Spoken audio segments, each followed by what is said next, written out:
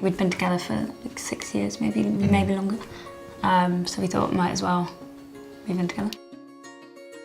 Well, we wanted something to renovate. Yeah, but we also wanted like period features of some kind. And I think you mentioned Peckham, didn't you? When this house came up on Rightmove, I saw it straight away that day, put an offer in, and then on Tuesday found out that we didn't get it. And then 3 weeks later, the house came back up on my alerts. And so the house had fallen through because it just needed so much work doing to it. Oh yeah, like this one.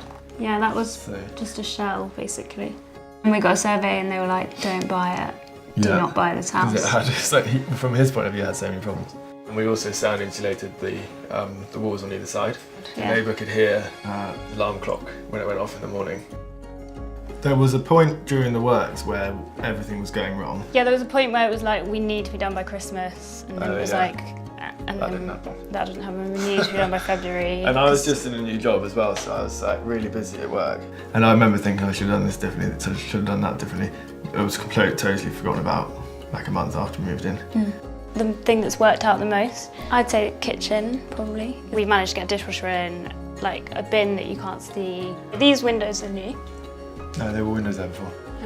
So we can see who planned all that, right? We sailed around Greece for a while. Yeah, we just found that piece of driftwood on a beach out there.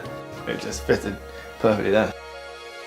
We never looked for a community in London because we didn't know it would exist. That was something that we found. Now it'd be very, very difficult to give up. You can't create the culture of the square, which is very laid back and very friendly. I've come in before at 6 and I actually not got home until 10 because someone invites you over, you have a drink, and then someone else turns up.